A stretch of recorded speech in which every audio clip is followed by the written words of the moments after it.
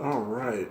Welcome to another exciting episode of Kingdoms of Amalur Reckoning. Now, there's a few things that I want to go over in this video. For one, where I am, where I'm going, different side quests and whatever else have you. One of the things that I wanted to especially go over is what you can do to cut out a lot of the time that you would go back to towns and do side quests and whatever else have you. Like cut out, I'll tell you what. I'll get into it as I'm going on. So first off, I want to talk about where I am. So I'm going to go to quests. Here's where I am right now. Join Alan Shear over at the House of Ballads, or meet up with Garth and Dighton Hill. So I'm not going to worry about these two right now. Well, these are the main. I'm not going to worry about these. This and this, I'm going to worry about that after I get done. Just with, the side down here. Now, the side quest side here. Here's where I am side quest wise. There's, there is a lot of side quests that I have completed. Here's the tasks, and here are the ones I've completed. All of them. Look at that. 38. 38.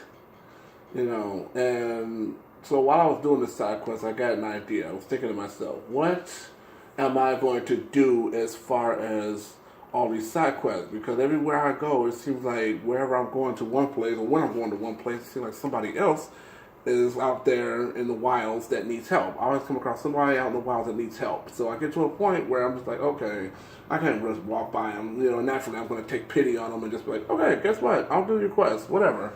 So what I've gotten to a point of doing is that I'll get to a point where I'm working on a side quest and I'll end up with so much crap, so much inventory, got weapons. Okay, this is everything I hold right now. But if I was to send, say, some of this, whatever I have to the junk, like accessories and whatever else have you, I would be getting a crap load of these would be filled. These would be filled up, just off the bat. So, and then it would get to a point where, since I don't want to destroy it, and I think it'd be better to get money for it, I'm going to just be like, okay, so I'm going to hold on to it, and then I'm going to, let's go outside here.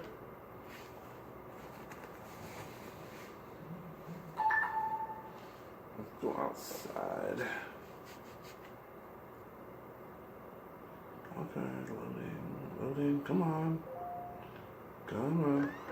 Okay, and then I would go, first I would open the map, select, and then I would say I wanted to go to Aiden to drop off. Let's say I would go to Aiden. So we're gonna do fast travel and then boosh.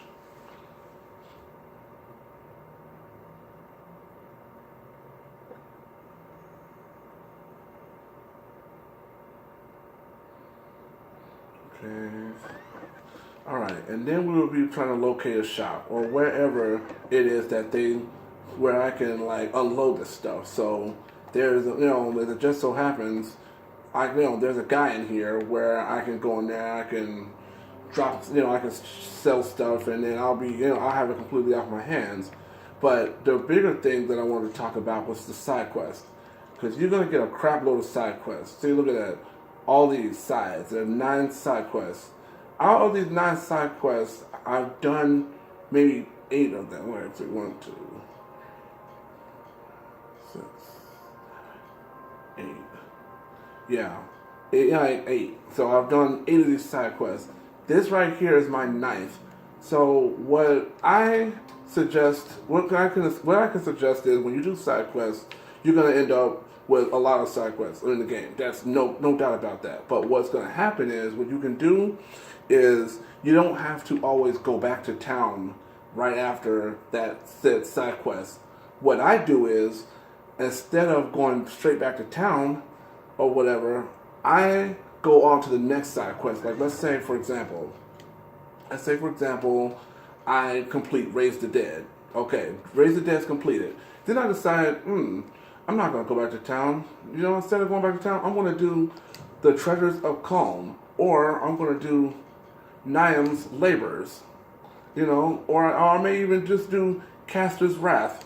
You know, like you don't have, like, there's nothing written that says that you have to go back to every single town after a side quest. You know, because I mean, personally, I think that's just wasting time that you could be using to go on to your next, go on to your next side quest, so you can just knock them all out.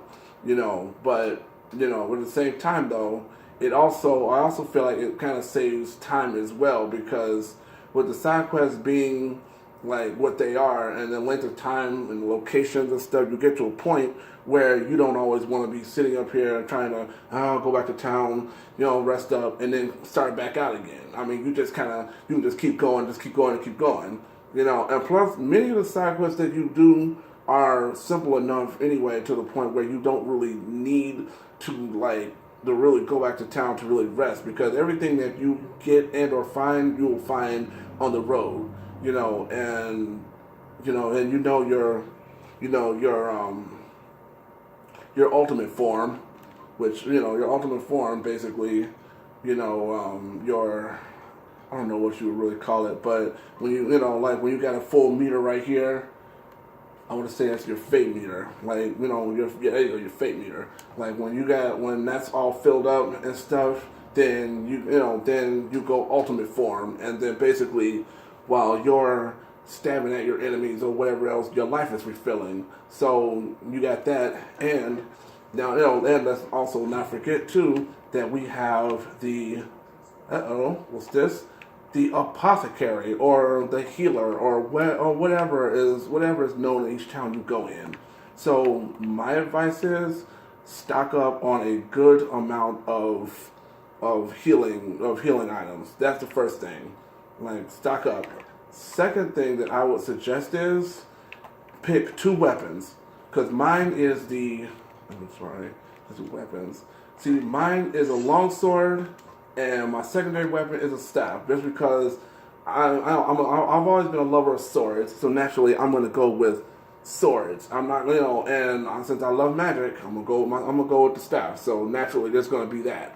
So ultimately, the armor you pretty much can mix and match or whatever. I mean, I usually try to have it where, I got a shield, and I got boots and all of, like the basics. Really, there's no even complicating that there. But ultimately, your accessories. I mean, I got this ring, there's there, and then I got the maze ring. So I mean, really, it's not even you're basically, dressing like you would if you were going out to the ball or something, or whatever else, I'm just saying.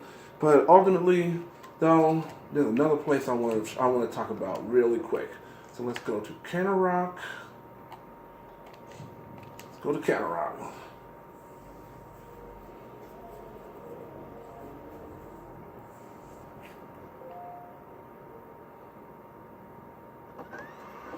Okay. This is your house, Gossamer Inn. If you made all the necessary, if you paid the carpenter to do whatever else, this is what it should look like. Look at that. There's your alchemy bowl right there. There's your weapon rack for, there's that. This right here is your stash chest. You open it up. Everything that you don't everything that you don't need or don't really feel like carrying on you, I put it in here. This is everything that I have in there right now. Everything. Chill sword, there's that, like, all of these, like, some of these weapons are a little weak, but ultimately I think I'll still use them, only for the simple fact that they are there. They're there. So, I mean, ultimately, I'll go back after I gain maybe another couple levels, and have something to put into whatever category, and then I'll be able to equip some of this, like, with, let's see, okay, Finesse 13, okay, there was one here, okay, there was one here, like I had I had a piece of equipment here that I couldn't exactly equip until I don't know, like until I got to a certain level. Like, crap, where the bloody hell is it? Okay, obviously, I think I might have sold it. I think I might have sold it. Stupid. Okay, what was, but anyway, when you get my point though, I mean, this is where, like, if you don't feel like really good stuff that you don't want to just throw out or whatever, just, you can keep it in the chest. So make use of your stash chest and often. I mean, I can't stress that enough. See, and then right down here, you got your Sagecraft laboratory here, Sagecraft altar, and then you got, like everything in this house is basically at your beck and call. Like, like instead of going to other towns and using their crap, you could just go back to your house and just use yours. I mean, after all, you already put the money down, and to like, put a finer point on this, dude, you got your own bed. Look at that crap. You have your own bed. You don't even have to help. You don't have to go to the inn. Just go home and go to bed. That's simple. Like, but yeah, Kenrock, come back, Kenrock, Gossamer Inn. Remember, come back to your house. You gotta do anything, come back to your house and just chill. I mean, the statue here, I'm kind of really not following the theme of that, or, like, I don't even see why it's even there, but, I mean, whatever. They saw, the carpenter saw fit to put it there, so I'm gonna leave it there, whatever. And now this is a delivery satchel. I guess whenever I get something from wherever, like I said, it'll be gleaming for whatever reason. So, that's why we can't rock Gossamer. See, and then now I'm pretty much done here. So I'm just going to go ahead and I'm going to leave. But basically just keep in mind too, it's, like you really don't really, you probably won't be going back to your house often unless you keep a good stock of weapons on you. But my advice, if you want to like just have two really good weapons or whatever, just go the high road and just pick out two. I mean, there's pretty much weapons for every which kind. I mean, for every enemy. But my opinion, though, I got a long sword and I got the staff. Look at that. Look at that shit. Look at that. And then, when I want really pour it on, look at that. And then look at that. Boosh! Loosh, look at that. Yeah, look at that. And that's just because I'm feeling like it. Boosh! Like, keep it in mind, folks. I mean, this was like, when you play Kingdom of Amalur Reckoning, this is the advice. This is what I think you should do. Like, this is what I recommend you do. But overall, though, good game. Very good game. You get a chance. Any point in time, pick it up. Good game. Look at that. Now, anytime you get, you got a little bit of money, I'll say over at the disc replay, you should be able to find pretty much any disc replay and, any GameStop or whatever. But, I mean, like, I got mine, like I barely got mine, like, mine was $10. Like, mine was, this copy here was only $10, and I got it at a Video Palace in my town. So, not, good game, not, not terribly expensive. I mean, $10 is practically a drop in the bucket, if you make, well over that, which I know most of us do. So, but yeah, just my little piece. They'll keep, my little 2 cents or whatever. But, but yeah, but if you take nothing from this, take away these 3 things. 1, visit your house often. Use your stash chest. 2, if you need, and I mean if you need to, like, if you need to, like, I say, like, you have to have more than 2 weapons, I should say. I would just hold it off for, like, whatever, like, I will hold off for whatever enemy that you have that particular weapon for. Like, hammers are good for trolls because they're stubborn. They're trolls and Showtime because they're stubborn, not to mention ugly, and they're strong as hell. So if you're gonna get a hammer, get it for the Jotun and the the Jotun and the trolls. But really, I've taken trolls and Jotun down with the longsword. With this, I've taken them down with that. So really, and look at the attack power, 102. that pretty much equates what your standard hammer's attack power is out the starting gate. So I mean, it's not really you're not really losing anything not using a hammer. Because I mean, really, like if you have attack power like that, or even some of the or even the attack power of that one sword that I was pointing out or whatever. It's like you can still rock and roll with that. So I mean, really, just keep it in mind. Just make sure, like, if you have to have more than 2 weapons or whatever, just save it for an enemy type, and you don't have to technically use it until you get to that particular enemy type. Like I was just saying with the trolls and the Jotun example. Third piece, and most important, with your quest. Just keep it going. Just keep it going. Like when you complete one, just go on to the next one. Just go on to the next one. I mean, I'm thinking this is what you should definitely do. Just go on to the next one.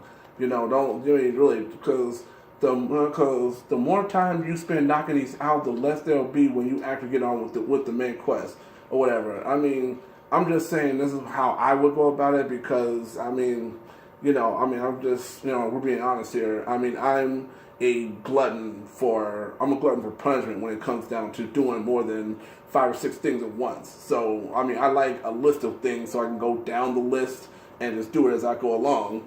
But ultimately though, it just kind of comes down to it. Just keep those 3 things in mind. Oh, and before I forget, your abilities, this is what mine's looking like right now. I'm focusing more on the sorcery category only for the simple fact that I'm trying to go all magic and shit. Like you pretty much pick and choose. Like the might here, like I'm want to focus more on like sorcery, but then with my runner up, I got might, and then the finesse is gonna be like that's in 3rd place, for good reason, but just basically keep all that in mind and stuff, and your walk through the game shouldn't be that difficult. All right, that's enough out of me for now. Thank you, and thank you, and happy gaming.